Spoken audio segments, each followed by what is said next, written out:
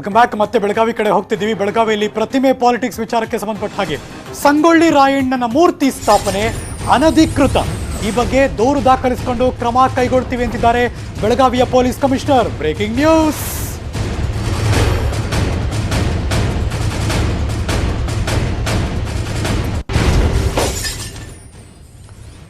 ನಿಮಗೆ ಗೊತ್ತಿರೋ ಹಾಗೆ ಬೆಳಗಾವಿಯಲ್ಲಿ ನಿನ್ನೆಯಿಂದ ನಡೀತಿರುವಂತಹ ಮಹತ್ತರ ಬೆಳವಣಿಗೆಗಳು. ಅಲ್ಲಿನ ಸರ್ಕಲ್ನಲ್ಲಿ ಸಂಗೊಳ್ಳಿ ರಾಯಣ್ಣ ಪ್ರತಿಮೆಯನ್ನು ಮಧ್ಯರಾತ್ರಿ ಪೀರ್ನವಾಡಿ ಸರ್ಕಲ್ ಅದು ಅಲ್ಲಿ ಸ್ಥಾಪನೆ ಮಾಡಿದ್ದಾರೆ. ಇನ್ನೊಂದು ಕಡೆ ಶಿವಾಜಿ ಅಭಿಮಾನಿಗಳು ಕೂಡ ಗಲಾಟೆ ಮಾಡಿದ್ದಾರೆ. ಲಾಠಿ ಚಾರ್ಜ್ ಆಯಿತು, ಪೊಲೀಸ್ ಮೇಲೆ ಕಲ್ಲು ತೂರಾಟ ಆಯಿತು. ಇದೀಗ ಅದನ್ನು ಹತೋಟಿಗೆ ತಗೊಂಡಿದ್ದಾರೆ. ಇದ್ರ ಬಗ್ಗೆ ಬೆಳಗಾವಿಯ ಪೊಲೀಸ್ ಆಯುಕ್ತ ಕೆ ತ್ಯಾಗರಾಜನ್ ಅವರು ಕೂಡ ಹೇಳಿಕೆ ಕೊಟ್ಟರು. ಬನ್ನಿ ಅವ್ರು ಏನು ಮಾತಾಡಿದ್ದಾರೆ ನೋಡೋಣ. ಇಲ್ಲಿ ಒಂದು ರಾಯಣ್ಣ ಅವರ ಮೂರ್ತಿಯನ್ನು ಇಟ್ಟಿದ್ದಾರೆ. ಅದರ ಸಂಬಂಧಪಟ್ಟರೆ ಸ್ವಲ್ಪ ಕೆಲವೊಂದು ಹುಡುಗರಿಗೆ ಈ ಸರ್ಕಲ್ನಲ್ಲಿ ಹೆಸರಂತೂ ಚೇಂಜ್ ಆಗಬಹುದು ಅಂತ ಒಂದು ಅನಾವಶ್ಯವಾಗಿ ಒಂದು ಅಭಿಪ್ರಾಯ ಇದೆ, ಒಂದು ಭಯ ಇದೆ. ಅದು ಯಾವುದೂ ಇಲ್ಲ. ಹೆಸರುಗಳೆಲ್ಲ ಯಾರು ಏನೋ ಚೇಂಜ್ ಮಾಡಲ್ಲ, ಈಸಿಯಾಗಿ ಚೇಂಜ್ ಮಾಡೋಕ್ಕೂ ಆಗುವುದಿಲ್ಲ. ಮತ್ತು ಈ ನಿಟ್ಟಿನಲ್ಲಿ ನಾವು ಕೆಲವೊಂದು ಹುಡುಗರನ್ನ ನಾವು ಕನ್ವಿನ್ಸ್ ಮಾಡ್ತಾ ಇರುವಾಗ ಅವ್ರಿಗೆ ನಿಜಾಂಶಗಳ ಬಗ್ಗೆ ನಾವು ಹೇಳ್ತಾ ಇರುವ ಸಮಯದಲ್ಲಿ ಆ ಕಡೆ ಬಂದು ಕೆಲವೊಂದು ಹುಡುಗರು ಅವರ ಟೀಸ್ ಮಾಡೋಕ್ಕೆ ಎಫರ್ಟ್ ಮಾಡಿದ್ದಾರೆ, ಪ್ರಯತ್ನ ಮಾಡಿದ್ದಾರೆ. ಹಂಗಾಗಿ ನಾವು ಒಂದು ಮೈಲ್ಡ್ ಲಾಠಿ ಚಾರ್ಜ್ ಒಂದು ಮಾಡಿ ಒಂದು ಕ್ರೌಡ್ ಅಂತ ನಾವು ಬೆದರಿಸ್ತಿದ್ದೀವಿ. ಈಗ ಮುಂದೆ ಮತ್ತೆ DC ಅವರ ಜೊತೆ ಮತ್ತು ಸಂಬಂಧಪಟ್ಟ ಅಧಿಕಾರಿಗಳವರ ಜೊತೆ ಎಲ್ಲ ಡಿಸ್ಕಷನ್ ಮಾಡಿ ಮುಂದೆ ನಿರ್ಣಯ ತಗೊಳ್ತೀವಿ. ಮತ್ತು ಇಲ್ಲಿ ಅನಧಿಕೃತವಾಗಿ ಮೂರ್ತಿಗಳಿಟ್ಟದ ಬಗ್ಗೆ ಒಂದು FIR ಮಾಡಿದ್ವಿ, ಕೇಸ್ ತಗೊಂಡಿದ್ವಿ. ಅದ್ರ ಬಗ್ಗೆ ಮುಂದೆ ವಿಚಾರಣೆ ಮಾಡಿ ಸಂಬಂಧಪಟ್ಟವ್ರ ವಿರುದ್ಧ. ಮತ್ತಷ್ಟು ಮಾಹಿತಿ ನನ್ನ ಸಹೋದ್ಯೋಗಿ ಬೆಳಗಾವಿಯಿಂದ ಚಂದ್ರಕಾಂತ್ ಸುಗಂಧಿ. ಚಂದ್ರಕಾಂತ್, ಕಮಿಷನರ್ ಮಾತಾಡಿದ್ದು ಕೇಳಿಸ್ಕೊತಾ ಇದ್ದೇನೆ. FIR ಆಗಿದೆ, ಆದರೆ ಮತ್ತೆ ಪ್ರಾಬ್ಲಮ್ ಸಾಲ್ವ್ ಮಾಡೋಕ್ಕೆ ಶಾಂತಿಯ ಮಾರ್ಗ ಹುಡುಕ್ತಾ ಇದ್ದಾರೆ, ಕೂತು ಮಾತಾಡ್ಸೋಕೆ ಅಂತ. ಅದಕ್ಕೆ ರೆಡಿಯಾಗಿದ್ದಾರೆ ಎಲ್ಲರೂ ಕೂಡ? ಖಂಡಿತವಾಗ್ಲೂ ಹರೀಶ್ ನಾಗರಾಜ್ ಏನಂತಂದ್ರೆ ರಾತ್ರಿ ಏನು ಸಂಗೊಳ್ಳಿ ರಾಯಣ್ಣ ಪ್ರತಿಮೆಯನ್ನ ಪೀರನವಾಡಿ ವೃತ್ತದಲ್ಲಿ ಸ್ಥಾಪನೆ ಮಾಡಲಾಗಿದೆ. ಈ ಬಗ್ಗೆ ಏನಂದ್ರೆ 29ಕ್ಕೆ ಏನು ಸಭೆಯನ್ನು ನಿಗದಿ ಆಗಿತ್ತು. ಜೊತೆಗೆ ಸಚಿವ KS ಈಶ್ವರಪ್ಪ ಕೂಡ ಬೆಳಗಾವಿಗೆ ಬಂದು ಇದ್ರ ಬಗ್ಗೆ ಸಭೆಯಲ್ಲಿ ಪಾಲ್ಗೊಳ್ತಿದ್ರು. ಆದರೆ ಅಷ್ಟರಲ್ಲೇ ನಿನ್ನೆ ರಾತ್ರಿ ಈ ಮೂರ್ತಿಯನ್ನು ಸ್ಥಾಪನೆ ಮಾಡಲಾಗಿದೆ. ಈ ಬಗ್ಗೆ ಈ ಒಂದು ಮೂರ್ತಿ ಸದ್ಯ ಅನಧಿಕೃತವಾಗಿದ್ದು ಇದ್ರ ಬಗ್ಗೆ ನಾವು ಕ್ರಮ ಕೈಗೊಳ್ತೀವಿ, ಯಾರು ಸ್ಥಾಪನೆ ಮಾಡಿದರೆ ಅವ್ರ ಮೇಲೆ FIR ದಾಖಲು ಮಾಡ್ತೀವಿ ಅಂತೇಳಿ ನಗರ ಪೊಲೀಸ್ ಆಯುಕ್ತ ಕೆ ತ್ಯಾಗರಾಜನ್ ಮಾಹಿತಿ ನೀಡಿದ್ದಾರೆ. ಜೊತೆಗೆ ಏನು ಅಂತಂದ್ರೆ ಏನು ಶಿವಾಜಿ ಅಭಿಮಾನಿಗಳೇನು ಗಲಾಟೆ ಮಾಡಿದ್ರು ಅವರನ್ನು ಕೂಡ ಈಗ ಕರೆದುಕೊಂಡು ಹೋಗಿ ಜಿಲ್ಲಾಧಿಕಾರಿ ಕಚೇರಿಯಲ್ಲಿ ಒಂದು ಸಭೆಯನ್ನ ಮಾಡಿಸಿದ್ರೆ ಶಾಂತಿಯಿಂದ ಈ ಒಂದು ವಿರೋಧ ಇತ್ಯರ್ಥಪಡಿಸಕ್ಕೆ ಈಗ ಬೆಳಗಾವಿ ಪೊಲೀಸರು ಹರಸಾಹಸವನ್ನು ಪಡ್ತಾ ಇದ್ದಾರೆ. ಜೊತೆಗೆ ಏನಂದ್ರೆ ಪೀರನವಾಡಿ ವೃತ್ತದಲ್ಲಿ ಹೆಚ್ಚಿನ ಪೊಲೀಸ್ ಭದ್ರತೆಯನ್ನು ಕೂಡ ನಿಯೋಜನೆ ಮಾಡಲಾಗಿದೆ. Harish Nagaraj. Okay, thank you Chandrakant Sugandhi ಈ ಕ್ಷಣದ ಮಾಹಿತಿಗಾಗಿ. ಈ ಕ್ಷಣ ಎಲ್ಲವೂ ಕೂಡ ಕಂಟ್ರೋಲ್ನಲ್ಲಿದೆ. ಸೊ ಹಾಗಾಗಿ ಹೆಚ್ಚಿನ ಪೊಲೀಸ್ ಭದ್ರತೆಯನ್ನು ಮಾಡಿದ್ದೀವಿ.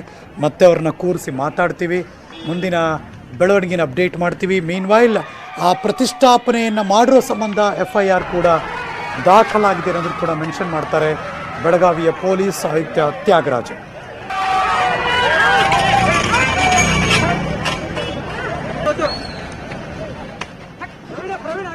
ಮೂರು ದೃಶ್ಯಾವಳಿಗಳು ಇವತ್ತು ಬೆಳ್ಳಂಬೆಳಗ್ಗೆ ನಡೆಯಿತು.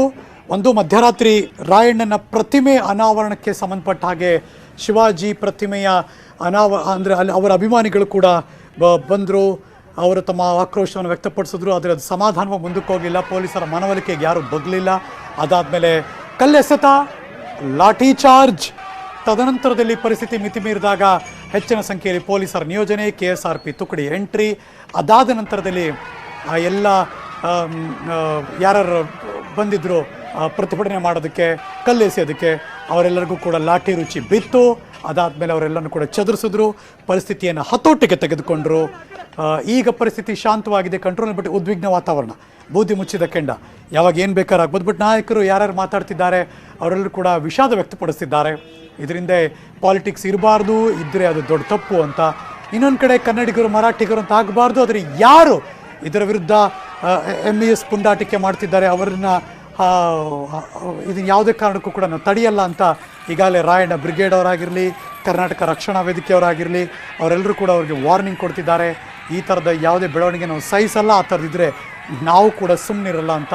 ಹಾಗಾಗಿ ಎಲ್ಲರನ್ನೂ ಕೂಡ ಈಗ ಮನವೊಲಿಸುವ ಮತ್ತು ಮುಂದಿನ ದಿನಗಳಲ್ಲಿ ಯಾವುದೇ ಈ ಥರ ಮರುಕಳಿಸಬಾರ್ದು, ಆ ಥರ ಆಗುವಂತಹ ಸಂದರ್ಭವನ್ನು ಕ್ರಿಯೇಟ್ ಮಾಡದೇ ಇರೋ ಹಾಗೆ ಪೊಲೀಸರು ಯಾರ್ಯಾರು ನಾಯಕರು ಕರಿಬೇಕು, ರಾಜಕಾರಣಿಗಳು ಇನ್ಯಾರು ಕರಿಬೇಕು ಅವರೆಲ್ಲ ಕರೆದು ಮಾತಾಡುವಂಥ ಪ್ರಯತ್ನ ನಡೀತಾ ಇದೆ. ಹಾಗಾಗಿ ನಗರ ಪೊಲೀಸ್ ಆಯುಕ್ತ P ತ್ಯಾಗರಾಜನ್ ಇದ್ರ ಬಗ್ಗೆ ಕೂಡ ಮಾಹಿತಿ ಕೊಟ್ಟಿದ್ದಾರೆ. ಸದ್ಯ ಬೂದಿ ಮುಚ್ಚಿದ ಕೆಂಡ, ಪೀರ್ನವಾಡಿ ಸರ್ಕಲ್, ಬೆಳಗಾವಿ.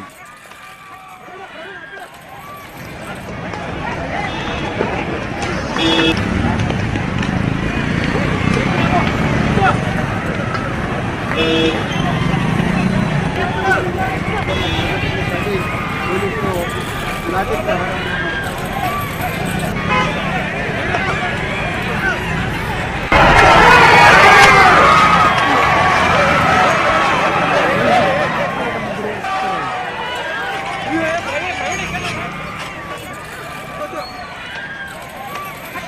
3 ದೃಶ್ಯಾವಳಿಗಳು. ಲೆಟ್ಸ್ ಸಿ ಅಲ್ಲಿನ ಬೆಳವಣಿಗೆನ ಇನ್ನಷ್ಟು ಅಪ್ಡೇಟ್ಸ್ ಮಾಡುವಂಥ ಕೆಲಸ ನೋಡ್ತಾ ಇದ್ದೀವಿ ನಾವು. ಅವ್ರ ಜೊತೆ ಮಾತಾಡುವ ಮತ್ತು ಯಾರ್ಯಾರು ಕರೆದಿದ್ದಾರೆ. ನಾಳೆ ಕೂಡ ಒಂದು ಮೀಟಿಂಗ್ ಇರೋದ್ರಿಂದ ಅದಕ್ಕೆ ಮುಂಚೆನೇ ನಿನ್ನೆ ತಡರಾತ್ರಿ ಆದಂಥ ಬೆಳವಣಿಗೆ.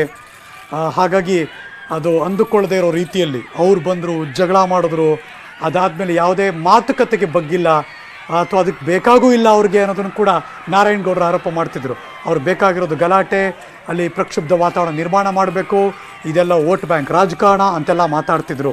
ಇದೆಲ್ಲವೂ ಕೂಡ ಬೆಳಗಾವಿಯ ಪೀರ್ನವಾಡಿ ಸರ್ಕಲ್ನಲ್ಲಿ ನಡೆದಂಥ ದೃಶ್ಯಗಳು. 1, 2, 3 ಈ ಪ್ರತಿಮೆಯ ಪಾಲಿಟಿಕ್ಸ್ ಯಾವ ಹಂತಕ್ಕೆ ಹೋಗುತ್ತೆ, ದೊಡ್ಡವರು ಇನ್ವಾಲ್ವ್ ಆದಮೇಲೆ ಅಂದರೆ ರಾಜಕಾರಣಿಗಳು ನಾಳೆ ಮೀಟಿಂಗ್ ಬಂದ ಮೇಲೆ ಇದೆಲ್ಲವೂ ಶಾಂತಿಯುತವಾಗಿ ಬಗೆಹರಿಯುತ್ತಾ, ಬೇರೆ ಬೇರೆ ಮನವೊಲಿಸಿ ಬೇರೆ ಬೇರೆ ಕಡೆ ಅವಕಾಶವನ್ನು ಕೊಡ್ತಾರಾ, ಇದೆಲ್ಲವೂ ಕೂಡ ಕಾದು ನೋಡಬೇಕು.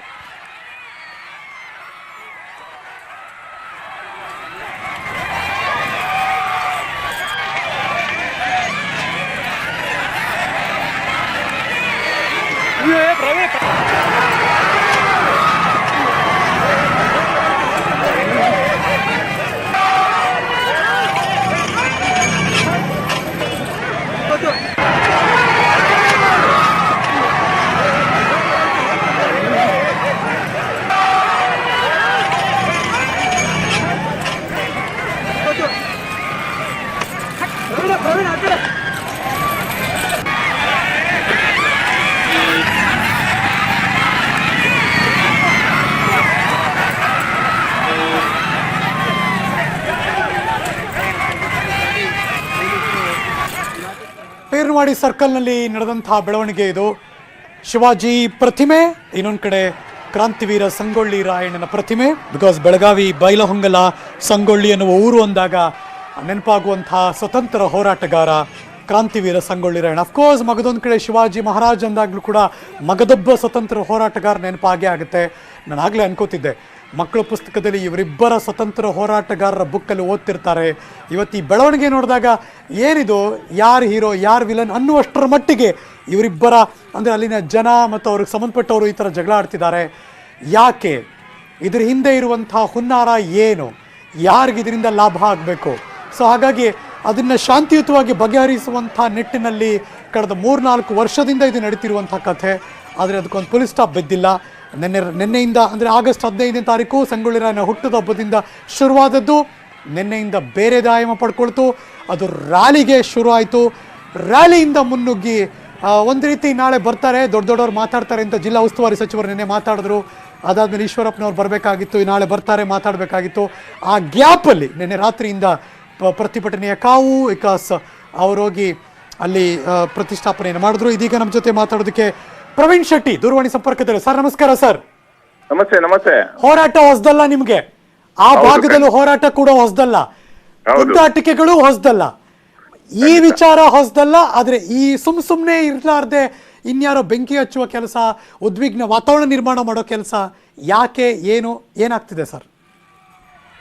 ಆಗಸ್ಟ್ 15ನೇ ತಾರೀಕು ಕನ್ನಡ ಅಪ್ಪಟ ಕನ್ನಡ ದೇಶಾಭಿಮಾನಿ ಸಂಗೊಳ್ಳಿ ರಾಯಣ್ಣ ಅವರ ಪ್ರತಿಮೆಯನ್ನ ಅನಾವರಣ ಮಾಡಿದ್ರು ರಾತ್ರೋರಾತ್ರಿ. ಕರೆಕ್ಟ್. ಆ ಸಂದರ್ಭದಲ್ಲಿ ಪೊಲೀಸರು ಅದನ್ನ ಎತ್ಕೊಂಡು ಹೋದ್ರು. ಯಾವುದೇ ಕಾರಣಕ್ಕೂ ಬೆಳಗಾವಿ ಕನ್ನಡಿಗರ ವಿಭಾಜ್ಯ ಅಂಗ, ಅಲ್ಲಿ ಪ್ರತಿಮೆ ಕನ್ನಡಿಗ ಸ್ವಾತಂತ್ರ್ಯ ಹೋರಾಟಗಾರ, ಬ್ರಿಟಿಷರ ವಿರುದ್ಧ ಹೋರಾಡಿದಂತ ದಿಟ್ಟ ಸಂಗೊಳ್ಳಿ ರಾಯಣ್ಣ ಅವರ ಪ್ರತಿಮೆಯನ್ನ ಕೀಳಬಾರ್ದಿತ್ತು, ಸರ್ಕಾರನೇ ಅನಾವರಣ ಮಾಡಬೇಕಿತ್ತು. ಆದ್ರೆ ಅಲ್ಲಿ ರಾಜಕೀಯಕ್ಕಾಗಿ MES ಮತ್ತೆ ಶಿವಸೇನೆ ಕುಂಡ್ರು. ರಾಜಕೀಯಕ್ಕಾಗಿ ಶಿವಾಜಿ ಒಬ್ಬನೇ ಇರಬೇಕು, ದೇಶ ಪ್ರೇಮಿ.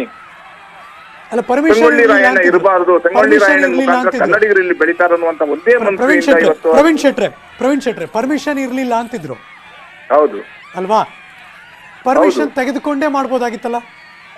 4 ವರ್ಷದಿಂದ ನಮ್ಮ ರಾಜ್ಯ ಸರ್ಕಾರ, ನಮ್ಮ ರಾಜಕಾರಣಿಗಳಿಂದ 4 ವರ್ಷಗಳಿಂದ ನಿರಂತರವಾಗಿ ಪರ್ಮಿಷನ್ ಕೇಳಿದ್ರು, ಕೊಟ್ಟಿಲ್ಲ ಅಂದ್ರೆ ಇನ್ನೇನ್ ಮಾಡ್ತಾರೆ ಸರ್? ಸೊ ಯಾವುದೇ ನಮ್ಮ ರಾಜ್ಯದಲ್ಲಿ ನಾವು ಹಾಕ್ಲಿಕ್ಕೆ ಯಾರ ಅಪ್ಪಣೆ ಬೇಕು ಸರ್? ಅಂದ್ರೆ ಯಾವ ಸರ್ಕಾರ ಬಂದ್ರು ಅದಾಗಿಲ್ಲ ಅಂತ. ಆಗಿಲ್ಲ. ಯಾವುದೇ ಸರ್ಕಾರಕ್ಕೆ ಮರಾಠಿಗರ ಓಟಿನ ರಾಜಕಾರಣನೇ ಬೇಕಿತ್ತು ಬಿಟ್ಟು ಸಂಗೊಳ್ಳಿ ರಾಯಣ್ಣ ಅಥವಾ ಇನ್ನೊಬ್ಬ ಕನ್ನಡಿಗರಲ್ಲಿ ಇರೋದು ಅದ್ರ ಪ್ರಶ್ನೆ ಬೇಕಾಗಿದ್ದಿಲ್ಲ. ಮರಾಠಿಗರ ಓಟಿಗಾಗಿ ಇವರು ರಾಜಕೀಯ ಮಾಡ್ತಾ ಇದ್ರು.